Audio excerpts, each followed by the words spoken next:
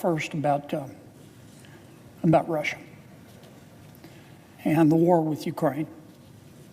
Now, regardless of how you feel about the war in Ukraine, I think most fair-minded people can agree on two things. Number one, Vladimir Putin, who runs Russia, not the people of Russia,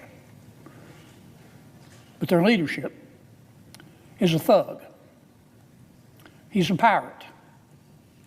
He has blood under his fingernails. He can't be trusted. And the second thing that I think most fair-minded Americans can agree on is that we would all like to see the war ended. President Trump has tried. And frankly, President Putin has treated our president, as I've said before on the Senate floor, Putin has treated our president like President Trump has taken the bullet train to Chump Town. He says all the right things when he talks to our president, and then he does the opposite. And I think he's disrespected America. He meaning President Putin. And I think he's disrespected President Trump. I think Ukraine is willing to negotiate a reasonable settlement.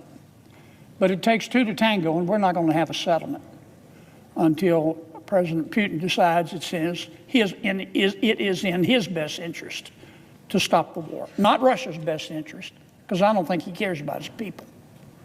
I think the war will stop when Putin thinks it's in his best interest.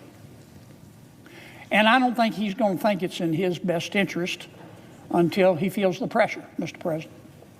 Because dealing with Putin is like dealing with most tyrants. It's like hand-feeding a shark. Okay? You can't reason with them. You have to make them feel the pain.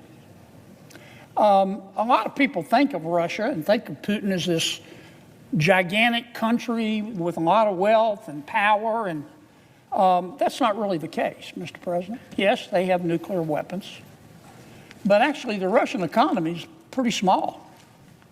The Russian economy, for example, the European economy is about $50 trillion. That's their GDP.